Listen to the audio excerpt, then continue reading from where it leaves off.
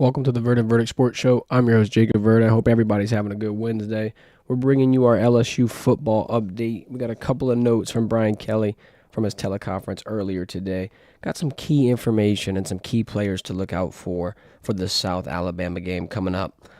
Then we're going to go ahead and give our SEC top 5 power rankings. We're going to rank who we think number 1, number 2, number 3, number 4, number 5 in the best conference in college football. We'll talk a little bit about Jaden Daniels' Monday Night Football performance. It's been the talk of football, really. I mean, of sports, if you will.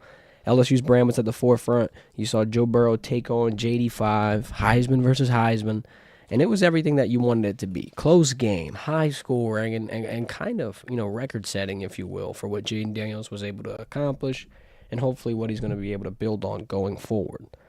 With that being said, hit the thumbs up button on the stream if you enjoy the show. Hit the subscribe button so you never miss another Monday, Wednesday, or Friday live stream. And if you got any questions, any comments, put them in the chat below. We'll get to them throughout the stream. Update for Friday. We're going to kind of start to try some things new a little bit. Right? Instead of just doing the traditional Monday, Wednesday, Friday live streams, I'm thinking about getting our guy G on the show. We're going to do a little recorded segment and then put about 3 episodes out on Friday. It's to be determined. Kind of working on it. We might debut it this Friday, but we'll let you know. First things first, Brian Kelly. He kind of started off with the same old with his teleconference this morning. He just talked about you got to build consistency over 4 quarters. We've been very good in the second half, but you need full effort all game long. You can't just go out there and play, 15 to 30 minutes of good football, especially if you want to have the championship be your end-all, be-all. If that's your main thing, then you got to kind of start, inching toward it. You got to kind of start having that 100% effort, that consistent play, if you will, throughout the entirety of the game. And really, LSU's been lacking in that phase. This Saturday, they'll have an opportunity to show off their run defense. It's been kind of a struggle, if you will. South Alabama does have couple of big pieces. It's going to be highlighted by Fluff Bothwell. We'll get to him in a little bit, but what he's capable of and what he's going to bring to Tiger Stadium, I think it can't go understated. I think if you got a rooftop to climb up on and shout and warn people, I'd do it. I'd do it soon as possible, if you will, because Saturday could be interesting for LSU's defense. This running game is nothing to scoff at. Coach Kelly kind of talked about how they need to eliminate the big plays, but South Alabama averages roughly 8 big plays, meaning 10 to 15 plus yarders, big chunk gainers. That really has been the kryptonite to an LSU defense over the past few years. I think this is kind of one of those spots where you're going to have to really judge LSU based on what they were able to do and how they were able to answer the circumstances that they're dealing with through this game week. This isn't an ordinary game prep. You're kind of facilitating, obviously, the Harold Perkins Jr. injury. You're trying to get your linebacker core in shape, in tune. You're trying to get those guys ready. And then on top of that, you've been dealing with that at the defensive front, the defensive line. You've been having freshmen coming in and out. Ahmad Bro just spoke with media on Tuesday, kind of just talking about gaining the weight, getting into game day shape as soon as his freshman year. And even, what about the John Emery injury with Caden Durham having to step up? There's been a lot of position groups, primary position groups, if you will, that have had to have that next man up mentality and find a younger player to be able to answer the call. And the linebacker group joins that position, depth, if you will, for LSU. They join that focus because now LSU's in a spot where I'm not saying they don't know what they have, but they're going to be putting out green, younger pieces that might have to completely change direction of this entire scheme. You might have to play a little bit differently. You might not be able to throw everything in the wheelhouse against a South Alabama that you were initially anticipating. I mean, having a perk in this game, it doesn't necessarily ease you, doesn't necessarily guarantee you a win, but it helps you stop that run at more levels than what you're able to stop it at as of right now. Coach Kelly kind of mentioned, hanging a lot of points versus teams doesn't really influence college football playoff voters in his, opinion. He thinks the schedule and the strength of competition that you play should influence them. And I think, even in LSU situation, their non-conference opponents have been pretty tough. South Alabama was pretty tough. To open the year up against USC is pretty tough. I think he's kind of alluding to the fact that if we don't win by what Vegas is predicting to be a 20-plus point spread for the second week in a row, then it's not the end of the world. Then LSU isn't behind schedule, because that's kind of been the narrative lately, is just that LSU's had a rough time flexing some muscle against teams that people, expected us to demolish a Nichols, UCLA, and then now, I'm not saying he's prepping the stage for a South Alabama close game, but I wouldn't be surprised. Wouldn't be surprised for them to come in and kind of make their presence felt a little bit. We'll get into a couple pieces of key information first, but we do want to talk about really quickly, really briefly, especially because Coach Kelly commented on it. We got the UNLV situation going on with their quarterback. He's saying they guaranteed me $100,000. I've only got $3,000 of that $100,000, and now he's not playing for the rest of the season. We're 4 weeks in, and he's done. He's going to sit the bench. He's over. He's probably going to hit the portal at the end of the year. And Coach Kelly kind of briefly, objectively talked about it, and he said that revenue sharing is going to be very important for college football as it incorporates, the team getting the allocated budget. They're able to be in a better position to kind of see through those promises that you're making, because sometimes, and people have been warning about this all the time for your, bag chasers, if you will. You're going to the school that gives you the most money. If that's what you're looking for, sometimes they can't always hold up that end of the bargain. Sometimes it might be better to go to a school that's going to develop you to get put in a situation to make more money whenever you get to the pros or, down the road. But, in this situation, it's going to be pretty important to see how not only UNLV, but just college football in general responds to this, whole dilemma. I feel like this is kind of one of those spots where it's murky. Yeah, it's murky water. We've been kind of wondering how NIL and college football is going to be changed for the good, for the worse. How is it going to, affect the layout of the sport? But now you got a quarterback quitting on his team in the middle of the year, and he's just like, look, y'all made a promise to me. You didn't hold up your end of that promise, so now I'm done. I'm stepping out. I'm going to the side.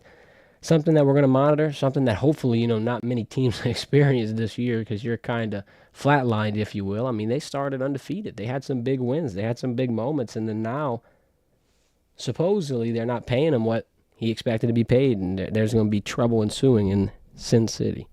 Hopefully there's no trouble in Baton Rouge this Saturday, though. Let's give you some of that information about the South Alabama matchup. Of course, their head coach, Major Applewhite, he's returning home. Catholic high school grad. He's got ties to Baton Rouge. He obviously feels very passionate about Louisiana.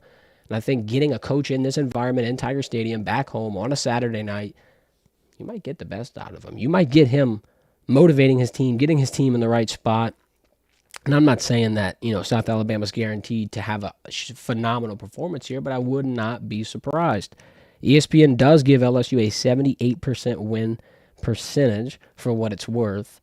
The spread's at 20.5. I think it's fluctuating from 20.5 to 22. It's kind of moving all around depending on where you look. The money line's minus 1,600. The total's at 65. Look, they're trying to get you to reach here again. Last week, we thought we could handle UCLA. We thought that they were going to have that fast start. I mean, they covered 17 points. They got close. They were within one possession away. But in the end, the problem that you see with LSU continuously is just that they can't get going quick enough. If they could, you'd be in a completely different situation than you are now. We're not going to sit here and kind of whine about what we don't have, but what we do have is a little bit of an interesting matchup for offense and defense. I think, the offense of South Alabama, they can take over a game, if you will. Their freshman running back, Fluff Bothwell, we kind of told you earlier in the show about him.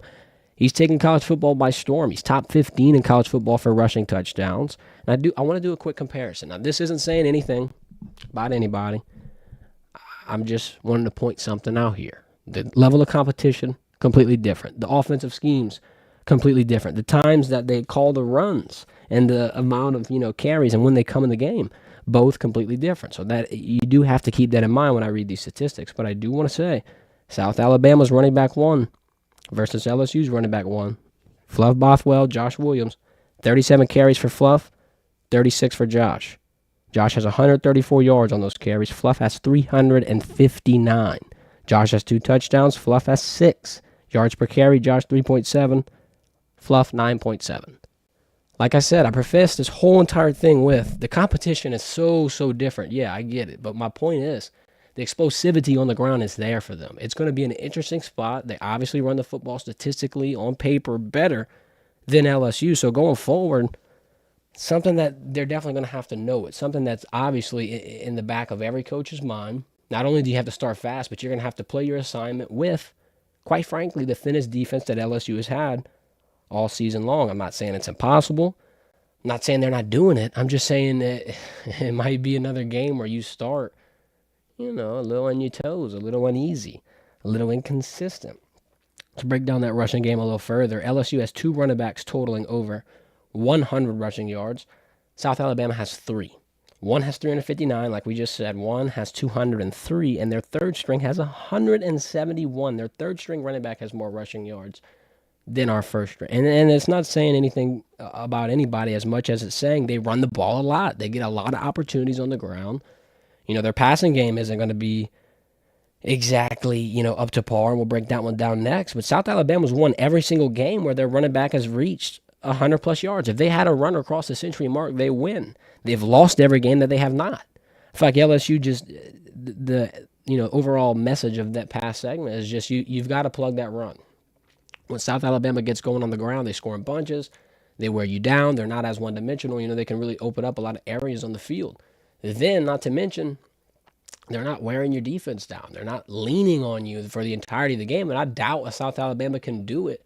But when you're running freshmen on the field that much, anything's possible. Period, point blank.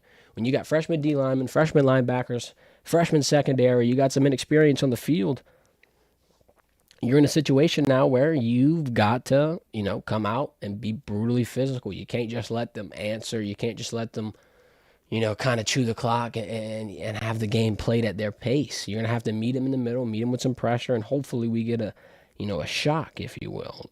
The pass game, we'll break that down as well. Like we said, Gio Lopez, South Alabama's quarterback, he's got 800 yards, 57 completions. Garrett Nussmeier has 1,200 yards, 113 completions. So, the aerial attack is completely different. And we expected it. LSU's got a lot more wide receiver depth. Something I do want to point out, South Alabama's allowed 271 passing yards per game on average to their opponents. They've averaged allowing 25 points per game to their opponents. Now, we want to point this out. LSU has not lost in the last 8 games, scoring 21 or more. The loss against USC, LSU scored 20. Last time they've lost scoring more than 21 was last year versus Alabama when Jaden Daniels exited with an injury. So it's important to note that the defensive side, so South Alabama's defense versus LSU's offense, they could really, it could even out this matchup. I'm not saying LSU's defense is going to get beat every single play, every single drive, the entirety of the game. But what could probably happen is South Alabama comes with some move, kind of starts the game strong. It's an emotional, matchup. You got your head coach from this area. He's bringing you into one of the biggest environments in college football. You're against a ranked opponent. A lot of people are saying you're not capable of it, even though you scored 48 points last week, 80-something points in week 1. I mean, it's possible. It's possible. I think South Alabama could score 20, 25 points potentially. Now, that's if everything goes wrong. That's if the running game does start strong. That's if, LSU's not able to answer. In a perfect world, LSU has all their questions answered, all their T's crossed, all their I's dotted, and they punch South Alabama right in the mouth to start the game, and then it's a, 40 to 50-point win. And that's what you'd expect of a college football playoff caliber team. However, this week's going to be a little bit interesting in that. You're going to get to see what LSU's made of. You're going to get to see how they're going to start a game. You're going to get to see how they're going to start a game in the face of adversity, losing a lot of star power, if you will. Maybe the biggest piece of star power that LSU had to lose in Harold Perkins. I'm interested to see how they handle it. I'm interested to see how the run defense looks against a running back that, quite frankly, would give a lot of defenses fits, not to mention a defense that just had to replace one of their most important pieces. Real quick before we move into our SEC Top 5 Power Rankings, wanted to shout out Happy Dad. You know where to get them. You're at Albertsons, you're at Rouse's, you're at Walmart, or you shop on happydad.com. Use code Verdin15 for 15% off. We got a link in the bio. You can re-up on the best tasting hard seltzer. No gluten, no artificial flavors, low in sugar. It's worth a shot. Got the cold front coming in. It's been kind of hot in Louisiana. On the tailgates, on the pre-games, everybody's breaking a sweat. Everybody needs something. Everybody's looking for something that's refreshing. Happy Dad, best thing on the market. Tell them the Verdin Verdict sent you. Verdin Verdict's got some interesting power rankings for the SEC, though. I mean, this is kind of one of the toughest decisions we've had to make all week, if we're being honest. We had to pick 5 SEC teams, and I'm just going to spoil it. We couldn't put LSU in any single spot and feel, objective. We couldn't put LSU in any single spot and feel like this wouldn't be blasphemy because, like we just said, I don't even know if LSU is going to sniff a college football playoff as of right now. It's looking rough. Can they do it? Yes. Hope is draining. It's dwindling. Saturday, we're going to really find out what we're made of. Then you get a rest, and then Ole Miss comes in, and oh, good Lord. Nobody knows what's going to happen when that, ensues. First things first, number 5, we'll go bottom up. fifth team in my top 5 power rankings. I'm going to put it to Alabama. Great team, but I could see them losing to every single team above them in this rankings. That's why I had to slide them at 5. I think Kalen DeBoer is going to be a really good, motivator, really good head coach. He's obviously kept the continuity in this program. They've been able to kind of walk into college football similarly to how they would if they were with Nick Saban. And it's hard to say, right? But, they're undefeated. They're scoring in bunches, and Jalen Milroe looks elite. So that's why I'm kind of giving Kalen his credit where credit is due. They're number 4 in the AP poll. So we got them a little spot lower. The next ranking, number 4, Ole Miss, they're number 6 in the AP poll. So we're thinking they're underrated, according to the Associated Press. They got explosive offense. They do have a big test coming up for them in 2 weeks. Like we said, Tiger Stadium. We're really going to get to see where Ole Miss is at in this rebuild process. If they lose to LSU, they are going to fall quite a bit. They're going to drop, 10 damn rankings almost just based off that alone. So, they're in a little bit of a limbo here, but I'll give them the benefit of the doubt, put them at number 4. They've had a pretty decent start. If they had Quinshon Judkins, my head would be spinning. I think they'd be one of the best teams in college football if they didn't lose that piece. And I think they're not far from it without him, but it'd be a lot different. I did want to note that. Number 3, Tennessee. They're number 5 in the AP poll. Once again, think they're a little underrated. They've been an offensive juggernaut. They just handled Oklahoma. They really could be higher. It's just the teams we got at 1 and 2. It's hard to move them. Number 2, Georgia. They're not the true number 2 in the AP poll. They've had a consistent process, solid recruiting, and then solid development. That's why they've been able to continuously over the past 3, 4, 5 years be at the top of college football rankings. Be at the top of the talk for who's going to win the national championship, who's going to win the SEC championship. Georgia's name constantly thrown around in that conversation. A newcomer to the SEC, number 1, Texas. They've been in that conversation for a while now. They've had dominant all-around play. They beat the defending champs on the road, so that's worth noting. And they're playing with a backup and still dropping 50-plus points. So I think Texas has to get their credit where credit's due. A lot of people, myself included, we're confused on if Texas was going to be able to hit the ground running in the SEC. Now, only time will tell. This conference schedule is going to start here soon. And a lot of people, LSU included, are going to be in a little bit of water, if you will. They're going to start to really see, oh, shit, this is conference ball. This is, the speed that we're going to have to meet. The first, tune-up games, the first few weeks where we weren't really tested, it's not reality. And that's kind of at the point we're at right now, so take these rankings with a grain of salt. But I think Texas and Georgia are probably going to be who's meeting in the end in Atlanta for the conference championship gold. That's just my take. That's just my opinion. If you feel some type of way, if you feel otherwise, if you think you got another, good little prediction, drop it in the chat. We'll get to it at the end. Real quick, we'll wrap up, though. Jaden Daniels balling on Monday Night Football. I mean, look, I expected Jaden Daniels to do good. I expected the Commanders to do good. I did not expect them to win. I don't know if that says a lot more about the Bengals than it does the Commanders, but shout out to both teams. Shout out to both of them. Shout out to Jaden Daniels specifically, though. He's a star. It's just funny. You remember all the hate. I mean, the Heisman slander. People saying he might not even be the guy at LSU. People saying he'd hold a damn clipboard at Oregon and Washington. That was ridiculous. And then flash forward, he gets drafted. People are saying this might be the worst number 2 pick. People are saying it should have been Drake May. Everybody had an opinion about it, and now it's all looking like they're going to have to sit down, eat their words. They should have made him short and sweet. 293 total yards on Monday, 91% completion percentage, 3 touchdowns. I want to note a couple of things. I got 3 really, really, really crazy notes that I have to just, point out and give Jaden his flowers. First things first, 2 games with 0 turnovers and 0 punts. The last 2 games that Jaden Daniels has played in the NFL, he scored on every single drive. Another thing, he's number 11 in passing yards. Might not sound crazy. He's right outside the top 10. He's about 10, 20 yards off of Lamar Jackson, who is number 10.